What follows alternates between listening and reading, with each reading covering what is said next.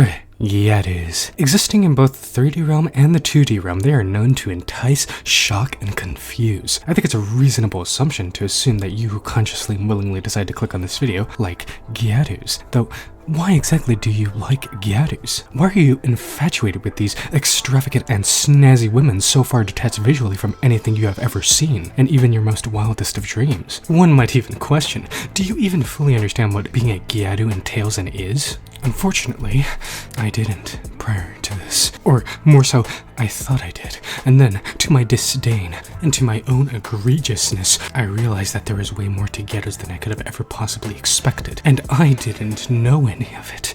Needless to say, I would spend many days, after that point, deep in research, collecting knowledge of all forms and bits pertaining to gyarus, and then, once I had all of that, I coagulated it in coherence to the psyche of the common human, to try and form a hypothetical that which would describe why you like gyarus to such an extremity. Though, to fully understand all this knowledge and appreciate this knowledge to its fullest potential, it's important to understand the significant history of the gyaru. Gyaru, or gals, are what happens when you upset the instilled principles, standards, and expectations that separate traditionalism and those around you as a means of expression and rebellion. And fun fact, gyarus are actually called such a name, as gyarus in essence are the English version of gal. How quaint.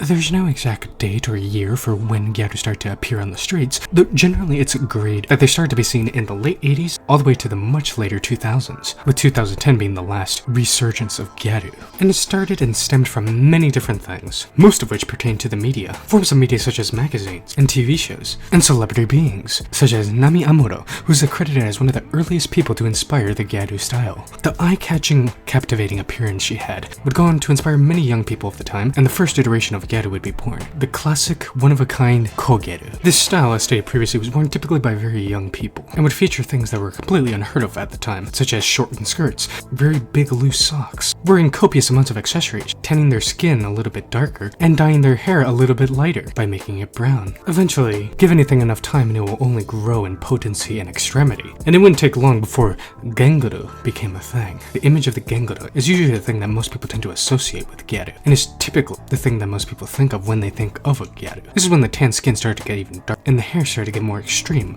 by being dyed things like bleached blonde, as well as other exorbitant colors, more accessories, fake lashes, fake nails, and in some way or other, the gyaru subculture started to become slightly mainstream, as at this point, many wanted to become gyarus. It's worth noting, however, this would be far from the last form of gyaru, as there are many sub-styles and subsets of gyaru. To name the main ones, there's the aforementioned genguru and kogeru, and there's also bigaru, which is gyaru focusing on hip-hop elements and employing loose clothing. Rockaru, which is basically rock and roll gyaru. Amekaji, which is basically a subset style with very imaginative, colorful, casual clothes that are meant to emulate a fictitious American look. Plus, goshiko gyaru, which is basically like a dark, gothic-looking gyaru type thing. And hime gyaru, which is basically gyaru but as a princess. Quite daunting, I know. Not to mention there's many other subsets and styles like manba, which is basically genguru but even more intense. And then there's a lighter version of manba called yamanba. And then there's also a subset style involving the wearing of animal onesies that was popular for like a couple months. Instilling that into your knowledge pool, in your cerebral chamber, it really does strike the question of why is it that you find yourself enticed by gyarus? I thought about this for many hours, and I think the most logical explanation, from my own consensus and various testimonials and just an overall evaluation of what gyarus could possibly do to the psyche, I truly believe that the reason why gyarus just fascinate you so much is because deep down you wish to be a gyaru, or at the very least be like a gyaru. The confidence, the gall, the ability to stand out in a crowd and have the most particular of style, and quite possibly you want to feel like you're a part of something much bigger than you by a lot. Much bigger. It is also possible, as they do say that people tend to be attracted to those whose mannerisms they wish to emulate. And in theory, it's not too ludicrous of an idea to believe that you want to, at the very least, in some way, be more like a gyaru.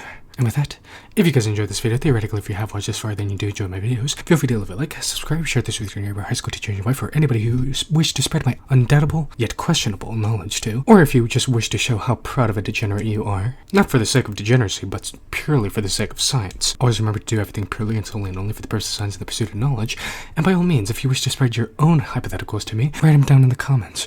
And I'll be back to answer another question I'm scientists can answer.